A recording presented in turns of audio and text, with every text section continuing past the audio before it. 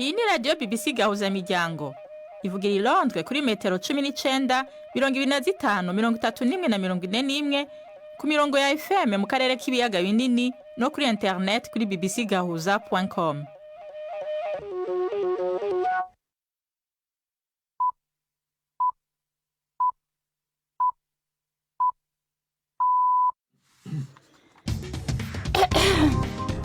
Ubu ni saa 10 n'igice ku isaha mpuzamakungu ya GMT, isaha 12 n'igice mu Rwanda no mu Burundi. Muri kumwe na Nina Iradukunda. Ndabahaye mwiriwe bakunzi ba BBC Gahuzamiryango. Izi ni ingingo z'amakuru yo kuri wa gatatu itariki 22 z'ukwa mbere mu 2025. Nyuma y'umwaka umwe igihugu ca Cameroon kibaye ica mbere mu gushira urucanco rwa malaria mu mugambi usanzwe wo gucandaga, ibindi bihugu 16 byo muri Afrika ubu navyo vyarabitanguje. Mu Burundi amezi 6 araheze hateye ikiza c'ingwara ya Mpox, kandi ngo nubu iracarangwa mu gihugu aho imaze guhitana umuntu umwe mu barenga 3,000 bamaze kuyandura. Mu Burundi nyene abatwa bo mu turere bo mu burere bumwe baratanguye kwijukira uburimye n'ubworozi nkuko bisanzwe bikorwa n'indi migwi y'abanyagihugu. Turafise impene, turafise n'inkoko ngaho burya ziriho naho ziriko zirayereraho. Ingurube ngiyi nko mu mezi 3 izoba yimye. Tumaze kuronka ibibuguru turashobora kuvuga ati bo ibibuguru bimwe duce tuvyubakira urundi ruhongore rwagutse aha, ibindi navyo duce tuvyikorako mu buryo bwo kugura imbuto. Tufitiye n'ikiganiro c'abagore, aya makuru ahagarariwe na Jacques Niyitegeka.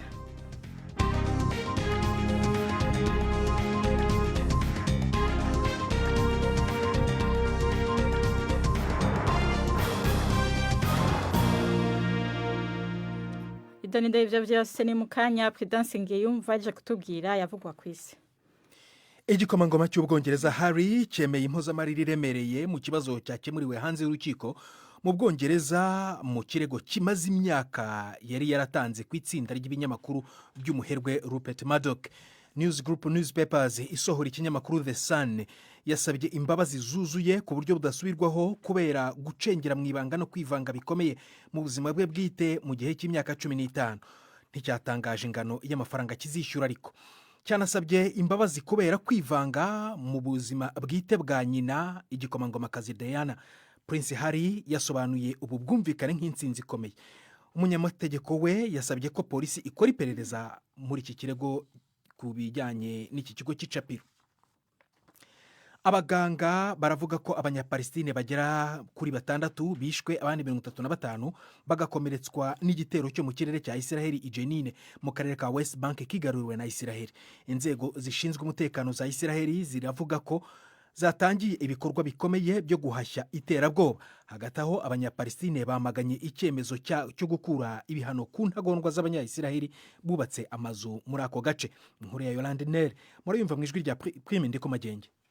Karehe ibiturika n'amasasu byumvikanye mu ikambi y'impunzi yo mu gisagara ca Jenin. Ababibonye avuga yuko bamudahusha ba Israel bagikikuje, kandi ko abahaba bemerewe kuhava baciye mu nzira imwe gusa. Bamwe bakaba basatswe gushika no muzo bambaye, bongera barafatwa n'ingabo za Israel. Amavideo arerekana ingene tingatinga za Israel zasambuye amabarabara hirya no hino y'ibitaro bikuru, aho abagwayi, abavuzi n'abantu baba ngaho bamaze amasaha bagoswe. Ingabo za Israel zavuze yuko zariko zirasaka ibigwanisho biturika abantu bikorera. Umuvugizi wazo akaba yavuze yuko Jenin ari kibanza gikomeye c'iterabwoba. Hamas na Islamic Jihad, imihari isanzwe ikorera cyane muri ico gisagara, yasabye abanyepalestina kurushiriza kugaba ibitero ku ngabo za Israel muri Cisjordani mu kwishura kuri ico gitero. Umutwe w'Abahuthi muri Yemen uravuga ko wafunguye itsinda ry'abakozi b'ubwato bari barafashwe bunyago mu nyanja y'umutuku mu mwaka ushize 2024. Akanama gakuru k'umutwe w'Abahuthi kavuze ko irekurwa ry'aba bantu 25 ryari ugushyigikira amasezerano y'agahenge i Gaza yashyizwe mu bikorwa ku cyumweru. Umunyabanga wa Loni ushinzwe urwego rw'ibibazo birebana n'amazi yavuze ko ari umwanya wo kwiruhutsa nyuma y'amezi menshi ya diplomasi. umuyobozi w'urwego rwa gasutamo ku cyambu cya Tartus muri Siriya yabwiye itangazamakuru ryo mu gihugu ko amasezerano n'ikigo cyo mu Burusiya yo gushora imari muri iki cyambu yaseshwe. Yavuze ko ibikorwa by'icyambu n'inyungu zivamo bizagenzurwa na leta ya Siriya. Mu gihe cy'imyaka myinshi ishize, Tartus yari icyambu rukumbi gikoreshwa n'ingabo zo mu Burusiya zirwanira mu mazi mu nyanja ya Mediterane. Abategetsi bashya muri Siriya ariko babujije Moscow gukura ibikoresho bya gisirikare muri icyo cyambu. Uburusiya bwagize uruhare rukomeye mu kugumisha Perezida Bashar al-Assad ku butegetsi kandi bwatakaje ijambo muri Siriya kuva yahirikwa mu ntangiriro z'ukwezi kwa 12. Aya ni amakuru ya BBC. Umukuru w'urwego rushinzwe politike y'ububanyi n'amahanga mu muryango w'ubumwe bw'Uburayi Kaja Kallas yavuze ko yemeranye na Perezida Trump ko EU idashyira ingengo ihagije mu rwego rwa gisirikare. Yongeyeho ko Leta Zunze Ubumwe za Amerika igomba gukomeza kuba inshuti ikomeye y'Uburayi. Madamu Kallas yavuze ko Perezida Putin yumva ururimi rw'imbaraga gusa, ariko ko Uburayi bufite ubushobozi bwo gukoresha aruta ay'Uburusiya bukoresha mu gisirikare. Mu ijambo yavugiye mu nama ngarukamwaka ry'urwego rushinzwe umutekano mu Burayi, Madamu Kallas yavuze ko EU imaze imyaka myinshi ihendahenda Uburusiya ariko ntacyo byatanze. Kunanirwa gushora mu kongerera imbaraga igisirikare kandi bitanga ubutumwa buteye inkeke ku mwanzi. Intege nke zimuha ubushobozi bwo kwinjira. Perezida Trump afite ukuri kuvuga ko tudakoresha amafaranga ahagije ku bikenerwa mu gisirikare. Harageze ko tugishoramo. Dukeneye ishoramari ry'ibihugu bigize uyu muryango, abo mu nzego zikorera ndetse n'iryo mu ngengo y'imari ikomatanije y'Uburayi. Tugomba gukoresha arenze 1%. Tugomba gutanga ubutumwa bugaragaza ko turajwe ishinga cyane n'umutekano w'Uburayi. Polisi muri Kenya yataye muri yombi umugabo wafashwe afite ibice by'umurambo watemaguwe mu gikapo cye. Yavuze ko byari iby'umugore we. Iritabwa muri yombi ryabereye mu karere kari mu burasirazuba bwa Nairobi igihe abapolisi bari mu irondo baketse ko umugabo yaratwaye ibintu bitemewe n'amategeko. Nyuma yo kumuhata ibibazo mu gihe gito, yajyanye polisi mu nzu ye aho batahuye icyuma n'ibice by'umubiri munsi y'igitanda. Uyu mugabo ukekwa yajyanywe mu rukiko.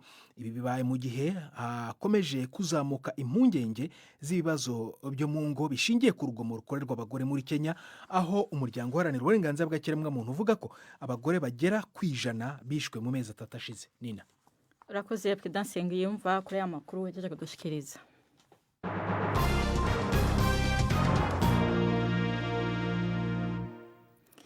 Idonido rya makuru tuyahere muri Afrika.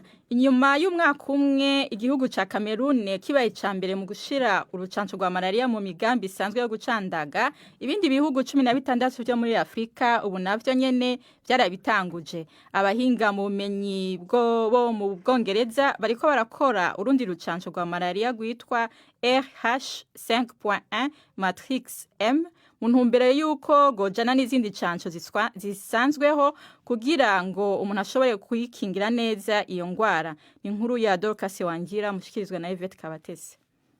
Hafi buri munota umwana umwe yicwa na malaria ku isi. Ishami rya Loni ryita ku buzima OMS rivuga ko gutangiza urukingo rwa malaria mu bihugu 17 byo muri Afrika byagabanije 13% by'abana bicwa n'iyo ndwara mu mwaka ushize. Abasaba gutangiza izo nkingo ebyiri za malaria arizo RTSS Mosquirix na R21 Matrix M baracyari benshi. Ibindi bihugu 8 bya Afrika birimo Uganda, Ethiopia, Guinea, Mali n'u Burundi nabyo bishobora gutangira kuzikoresha muri gahunda yabyo yikingira uyu mwaka. Hagati aho ibizamini bya mbere kuri urwo rukingo rushya rwa malaria rwakozwe na kaminuza ya Oxford biratanga icyizere. Inyigo zakorewe muri Burkina Faso na Tanzania zigaragaza ko urwo rukingo rushobora kugabanya 55% by'abana barwara malaria mu gihe cy'amezi 6. Impuguke mu by'ubuzima zifite icyizere yuko inkingo za malaria zishobora kurokora ubuzima bw'abana ibihumbi buri mwaka kuko zikoreshwa cyane mu bihugu byiganjemo iyo ndwara. Cyakora bagaragaza ko inkingo zonyine zidahagije kugira ngo bitange umusaruro, nuko inkingo zikomatanywa n'ubundi buryo bwo kwirinda nko gukoresha inzitiramubu, imiti y'imibu ndetse n'ubuvuzi bwihuse ku bayirwaye. iyo yari inkuru ya Dorcas Wangira mwariko mwumva mwijwi rya Yvette Kabatesi. Tuje mu Burundi amezi 6 araheze hateye ikiza c'ingwara y'ibihara vy'inkende canke mpox. Mu nama yo kuraba aho urugamba rwo kwigwanya rugeze, ubushikiranganje bujejwe amagara y'abantu bwamenyesheje ko imaze kwica umuntu umwe kandi ko ikirangwa mu gihugu. Gushika kwa Muguheze abantu amajana 207 bari mu bitaro bariko baravugwa iyo ngwara, ariko umurindi wayo waragabanutse ugereranije no mu mezi ya mbere. Ni inkuru y'abadufasha kwegeranya amakuru mu Burundi mushikirizwa na Prime Kubagenge. Mu nama yo gusuzuma ingene igikorwa cyo kurwanya mpox cagenze nyuma y'amezi 6 iteye mu Burundi, umushikiranganje yajejwe amagara y'abantu muri ico gihugu Lidwine Baradahana yavuze yuko nubu iyo ndwara ikirangwa mu gihugu. Yanamenyesheje ko muri ico kiringo cose imaze guhitana umuntu umwe, ariko ntiyavuze ryari canke aho yaguye. Naho kuvyerekeye ingene indwara yifashe, yavuze yuko gushika kuwa Munguheze abantu amajana 207 bari mu bitaro bariko baravurwa iyo ndwara. Aho ni ku bihumbi 3,236 bari bamaze kumenyekana ko banduye gushika uwo munsi, muri abo ibihumbi 329 bakaba baravuwe barakira. Umurindi wo kurandagata waragabanutse mu gihe mu mezi ya mbere mpox yarangwa mu turere tw'ubuvuzi 46, ubu isigaye muri 15, ikabigwiriye cyane cyane muri 5 harimwe mu bisagara vya Gitega na Bujumbura. Gusa umushikiranganje yibajije niba ingamba zo kuyirwanya zagenze neza mu gihe itarashobora kuneshwa inyuma y'amezi 6 iteye. Amafaranga yo kwirwanya yari yagereranijwe ko ari miliyoni 14.5 z'amadolari, ayemewe mu nyuma akaba yararusayo, ariko umushikiranganje akaba yibajije koko niba abayemeye bose barayatanze. Nta nyishu yatanze canke igitigiri cyamaze kuboneka, ariko muri rusange yashimye utwigoro tw'amakungu muri urwo rugamba. Inama y'Igitega niyo kuraba rero ko urugamba rwo kurwanya mpox rwatanze icigwa cyo kumenya kwitegurira neza kurwanya ikindi kiza cyo kwaduka. Aho userukira ishami rya ONU riraba amagara ku isi yagabishije abajejwe amagara y'abantu mu Burundi ko boba bararondera uburyo bwo kwirinda no kurwanya Marburg, indwara iterwa n'umugera wegeranye na Ebola. Muri iyi ndwi nyene byatangajwe ko hari uwayanduye mu ntara ya Kagera yo muri Tanzania ihana urubibe n'u Burundi. Urakoze Prime Kubagenge. Ubu ni saa 10:41 muri studio za BBC London.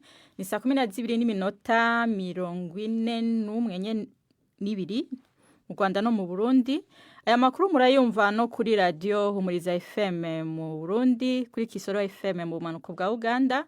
Burana yakurikira ku rubuga rwacu rwa internet ariko bbcnewsgahuza.com no kuri Facebook live. Amakuru yacu arabandanya inyuma y'akaruhuko gato.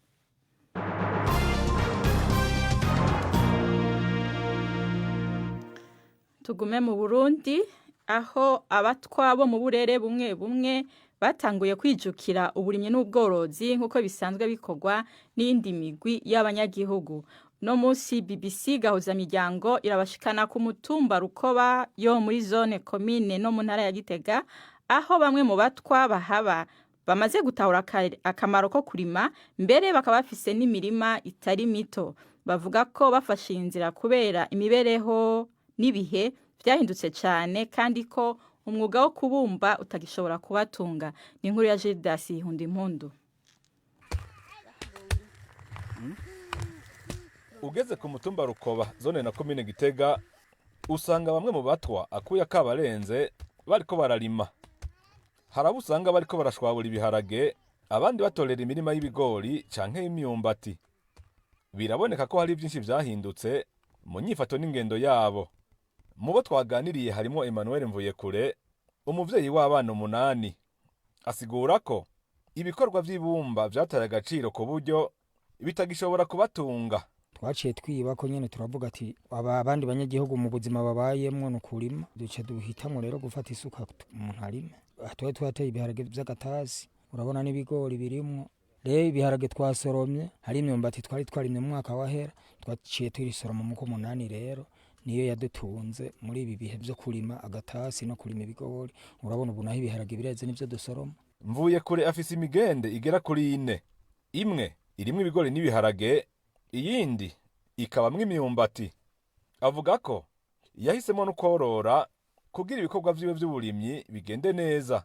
turafise impene turafise n'inkoko ngaho burya ziriho naho ziriko zirayereraho ingizi ngo ndakwereye ingurube ngiyi aho urabona nko mu mezi 3 izoba yimye hanyuma tumaze kuronka ibibuguru turashobora kuvuga ati bo ibibuguru bimwe duce tuvyubakira urundi ruhongore rwagutse aha ibindi navyo duce tuvyikorako mu buryo bwo kugura imbuto. Moyize Nkundwa na bake numubanyi wamvuye kure we nta gitungwa arashobora kuronka iyamara arishimiye intambwe yamaze gushikako nubwo asaba ko babandanya bafatwa mu mugongo. Kera urabona wasanga abatwa ataho dushobora kuvuga ngo turafise turiko turarima kandi n'ubu wese kuvuga ngo nahantu hanini cyane hadufashe ahubwo turasaba leta ko yoshobora kuduha n'ahandi kugira ngo dushobore kugirana kubandanya dukora iterambere ryo kurima kurondera imiryango yacu n'akazoza k'abana turiko turavyara. Nubwo aba batwa bajijutse bavuga ko bataronka ifumbire n'imbuto zirobanuye vyoroshe ibi ngo bituma umwimbu bamuke. Anonsiyate Shemezimana numwe muri bo. Ibibazo duhura kubera dufise dutungwa duke duterera mu mase y'ikirundi ariko make ntitwuronka nyongerereza imwe bita ngo yire canke angere kugira twongereze ikigori aho kimeze kiduge kivyibushe kigira ubuzima. Imwe mu ngorane zikomeye zihanze abatwa birimizi bo ku mutumba Rukoba imirima yabo y'ibigori igeramiwe n'impongwa. Basaba inzego z'igihugu kubafasha guhangana n'utwo dukoko. André Niyongere ajejwe uburimyi muri komine Gitega avuga ko iyo ngorane bayizi. Yabwiye BBC Gahuza Miryango ko bariko bigisha abanyagihugu ubuhinga bwo kunoba izo mpongwa bakoresheje amaboko. Kubo bizonanirana ngo bazoheza bakoresha imiti yo gupompa. Nk'umuti bita Dudufenos niwo twavuga ko kw'isoko igiciro giciriritse kuko mililitiro 100 zija zikora hafi ihegitari burako dukeya. Izo mililitiro 100 usanga zigugwa igiciro kiri hasi kiri musi y'ibihumbi 10. Bwacu sa tubahimiriza rero yuko 5 6 bashobora kuja hamwe bagateranira uwo muti ku bihumbi 200 hama bagashobora kuvura imirima yabo. Abajejwe intwaro mu ntara ya Gitega bavuga ko iri hinduka ry'abatwa bo ku mutumba wa Rukoba likwiye kubera karorero bagenzi babo bo mu yindi mihingo y'igihugu. Gildas Yihundimpundu, Igitega.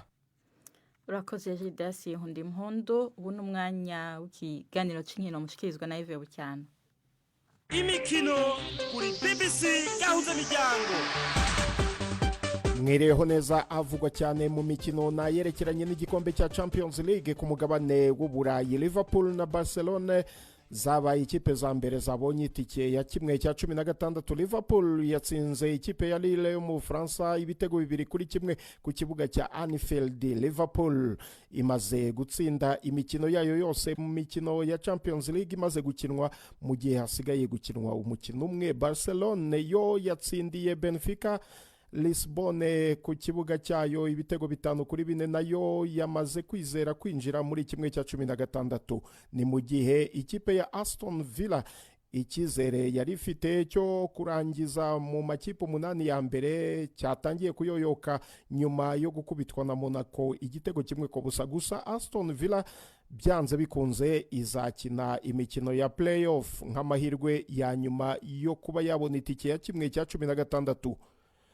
Uyu munsi mwijoro harakinwa indi mikino myinshi irimo andi makipe abiri yo mu Bwongereza. Arsenal irakira Dinamo Zagreb igomba gutsinda kugira ngo yizere kuzajya muri kimwe cya 16 itanyuze mu majonjora ya playoff. Hari kandi Manchester City yo iri bwakirwe na Paris Saint-Germain ku kibuga cya Parc des Princes i Paris. Irasabwa gutsinda uyu mukino kugira ngo byibuze izashobore gukina imikino y'amajonjora ya playoff. Bitabaye ibyo iri mu makipe afite akaga ko gusezererwa hakiri kare mu mikino y'igikombe cya Champions League yatwaye muri 2023. Nkiri ku mikino ya Champions League, rutahizamu wa Liverpool Mohamed Salah yaraye atsinze igitego cye cya 50 mu marushanwa y'Uburayi kikaba icya 44 mu mikino ya Champions League. Ikindi wamenya kuri iyi mikino nuko ikipe ya Borussia Dortmund yo mu gihugu cy'Ubudage yamaze kwirukana uwari umutoza wayo Nuri Sahin nyuma yo gukubitwa ibitego 2-1 na Bologna yo mu gihugu cy'Ubutaliyani. Iyi kipe yatsinzwe imikino 4 ikurikiranye mu marushanwa yose kuva muri uku kwezi kwa mbere. Gutsindwa na Bologna ku munsi w'ejo ni ku nshuro yabo ya gatatu batsinzwe muri Champions League.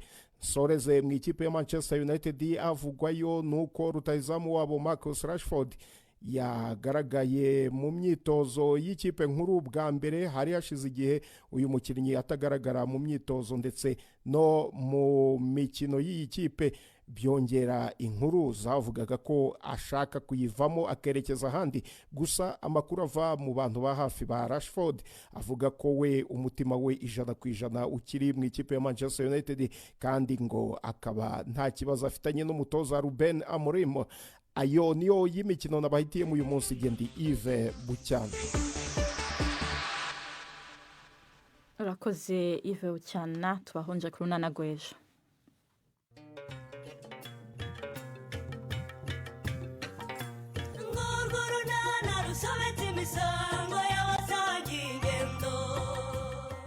Mu kiganiro Runana cyo kuri wa kane twabateguriye. Ninde tuvugana? Ni Budensiana, ndi inshuti ya Nyesi wa Richel. Ndakuzi cyane Budensia. Uri madamu wa Philippe Suri ucuruza mu isantere? Yego niki. Amakuru ni meza. Nari nasuye Nyesi, twarimo tuganira, rero ambwira ko ashaka kukuvugishaho gato. Kubera iki ashaka kumvugisha akabanza guca kuri wowe? Nta nimero yanjye agira? Ni 12:45 kuri BBC.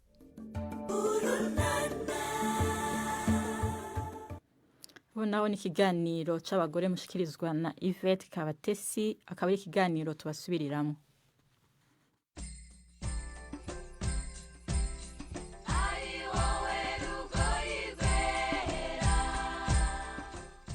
Mwiriho neza. Claudine Murekatete uzwi ku izina ry'umusizi Murekatete ni umukobwa ukora ubuhanzi bw'imivugo. Ubu buhanzi bufite inkomoko mu mateka ya kera ariko bwasaga n'ubutitabwaho. Ubu Claudine arifuza ko bwongera kuzamuka bugahabwa agaciro nka kimwe mu bikoresho byigisha umuryango muri rusange.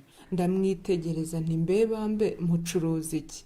Ati umubiri ku mubiri, agasomyo ku basore n'agasida ku basamaye, ducuruza umutungo. Ubusizi ubundi ni inganzo yahozeho ijimije, aho umusizi usanga asigaho uwumva intambwe, usanga asigaho uwumva agahe gatoya, kuko iyo mvugo n'ubundi uburyo ikozemo n'uburyo bujimije. Urugero nkoresheje nk'igisigo cyanjye gishya Amakiriro, ushaka gutanga ubutumwa bw'abana bava mu byaro bitandukanye baza mu migi runaka gushaka ubuzima, ariko ababyeyi babo bakabitegaho amakiriro. Tubwire gatoya kuri icyo gisigo cy'Amakiriro. Urakoze cyane. Simpakana kutambyaye, sinatunga rwose ibigukwiye ngo mbiguhete mbikubye kenshi, bibe bityo ikiguzi cyanjye uyu nguyu mubyeyi. Uri ingenzi yanjye, uri ingeri y'abeza, uri kakabura ntikaboneke, umugambi nk'uyu ndawugukura wo kwigaba kure nk'aha mubyeyi. Umwaka umwe urihiritse nambutse Nyabarongo, nayo ngaya Amakiriro. Uravuga nkabona wagiye, ntavuga ngo mu mwanya w'uwo muntu urwo uvuga ni wowe ubyigira. Ntabwo nikanira, ahubwo ni ya mpano iri muri njyewe, kwisanisha n'igihangano cyanjye, kwihuza n'igihangano cyanjye. Nk'umwana w'umukobwa, impano umusizi wabikuye he? Ndibuka ko mfite imyaka 6 nibwo nagiye mu itorero ntangira kuririmba, aho nari umushyushyarugamba. Baduhaga nk'icyandikwa cyo gufata mu mutwe, ibisigo bigufi, imivugo migufi, njyewe nkaza nayirambuye yose nayifashe mu mutwe. Njyewe rero nabyirutse mfite iyo mpano, nibwo naje kuva mu musizi Murekatete uyu munsi. Kuva 2021 gutyo nibwo nashyize igisigo cya mbere kuri sheni yanjye. Inzozi zanjye zibaye impamo zo kuba umusizi w'umunyamwuga ubikora buri munsi, utambutsa ibitekerezo bye muri iyo njyana y'ubusizi. Icyo cya mbere watangiriyeho ni ikihe? Rwanda umunsi duhura wari watesetse, inguma zigusaritse, ihururu ry'amahanga ryahatanye ngo riguhururize. nagusanganye igisebo umufunzo numva ndapfuye ariko sinabipfukirana numva nagupfumbatiza ibihozo gahora yego urumva ni nacyo cyankomeje mbasha gukomeza gukora n'ibindi ubu ngubu maze gukora bigera nko muri 6 biratunganye neza mu buryo bw'amajwi biratunganye no mu buryo bw'amashusho mu by'iki gihe tugezemo ariko ufite ibindi utarasohora ndabifite cyane ndi no gutegura umuzingo wanjye w'ibisigo zeye umuzingo mbese ni album yego ni album y'ibisigo bitandukanye byabimburiwe n'iki gisigo amakiriro kiri hanze ariko iki kinyarwanda uvuga wagikuye gusoma niko kugaburira iyi nganzo yacu y'ubusizi urabona hano hari nk'ibitabo bijyanye birimo ibisakuzo birimo imigani migufi ayo matsiko rero yo kumenya niyo yatumye ngenda mvumbura amagambo mashya nkabaza bikabyara icyo kinyarwanda uvuga rero mu kinyarwanda gusa cyangwa umuntu agenda atekereza kuba yakora no mu zindi ndimi ariko kugeza ubu ngubu ndi umusizi nyarwanda ukora mu kinyarwanda ukomeje uravuga uti harabambwira ko ubutumwa bwanjye bugira icyo bubafasha cyane rwose cyane pe kuko hari nk'igisigo cyitwa abacuruzi iki aho mbambwira abana b'abakobwa kwirinda kwishora mu mirimo ku bw'indamu cyangwa indonke izi n'izi ngo dutakaze ubunyarwandakazi bwacu dutakaze bwa buntu Imana yaturemanye yego bacuruza iki mbebe ni mpinga mpingutseho bene ariya mataba nimutabare mutebuke mbibarize mu nsubize mbabaze impanuro zo muri iyi mpugu mvuka kuko ubucuruzi naciye iryera si ubw'ubuconco ni ubucogocogo ahari ni ubucabare ndarora ikizungerezi kizunguza kizonze ibanga ku karubanda iyo ni bacuruza iki iyo rero niyo nagiye nakiriraho ubutumwa bwankoze ku mutima cyane umuntu akambwira ati njyewe naringiye kugenda kwicuruza iri joro ariko namaze kumva iki gihangano cyawe ndabireka urubyiruko rugenzi rwanjye rwo nshimishwa cyane njyewe nuko bakunda ubutumwa buri mu bihangano rero hari inzitizi waba uhura nayo cyane cyane nk'umukobwa ko uruganda rwacu rw'ubusizi bisa nkaho ari twe turi kuruzahura bisa nkaho ari twe turi kurwubaka bundi bushya kubona ubushobozi bwo gukora igihangano uko umuntu abyifuza ubitunganya muri bwa buryo bw'amajwi n'amashusho kugeza uyu munsi njye nicyo kintu cyonyine kingora yari umusizi Murekatete cyangwa se Claudine Murekatete mu mazina ye bwite turamushimiye rero naho ubutaha muramuke neza urakoze Yvette Kabatesi na Claudine Murekatete mwari muri ko muraganira inyuma yo kubasezera imbere yo kubasezera nako ndabibutsa ko inyuma y'umwaka umwe igihugu ca Cameroon kibaye ca mbere mu gushira urucinjo rwa malaria mu mugambi isanzwe yo gucandaga ibindi bihugu 16 byo muri Afrika ubu navyo nyene vyarabitanguje ariko ndabona Prudence ngiyumva agarutse muri studio kutwibutsa incamake y'amakuru igikomangoma cy'ubwongereza Harry cyemeje ko cyabonye impozamarira iremereye mu kibazo cyakemuriwe hanze y'urukiko bitagombye kujya kuburana mu kirego kimaze imyaka yari yaratanze ku tsinda ry'ibinyamakuru by'umuherwe Rupert Murdoch. News Group Newspapers isohora ikinyamakuru The Sun yasabye imbabazi zuzuye ku buryo budasubirwaho kubera gucengera mu ibanga no kwivanga bikomeye mu buzima bwite bwe mu gihe cy'imyaka 15 ariko ingano y'amafaranga yatanzwe ntabwo yashyizwe ahagaragara. News Group ikaba yanasabye imbabazi kandi kubera kwivanga mu buzima bwite bwa nyina igikomangomakazi Diana. Naho abaganga baravuga ko abanyapalestine bagera kuri 6 bishwe abandi 35 bagakomeretswa n'igitero cyo mu kirere cya Israeli Jenin mu karere ka West Bank kigaruriwe na Israeli. Umutwe w'abahuthi muri Yemen uravuga ko wafunguye itsinda ry'abakozi b'ubwato bari bafashwe bunyago mu nyanja y'umutuku mu mwaka ushize. Akanama gakuru k'umutwe w'abahuthi kavuze ko irekurwa ry'aba bantu 25 ryari ugushyigikira amasezerano y'agahenge i Gaza yashyizwe mu bikorwa kuva ku cyumweru gishize. Nina urakoze kudasengeye yumva amakuru yacu y'uno munsi agarukiye ngaha mwashikirijwe na Nina Iradukunda yarahagarariwe na Jacques Niyitegeka mu buhinga bw'ivyuma twafashijwe na Chris mwakoze kudutega yompi mu gijiro ryiza mwese murakoze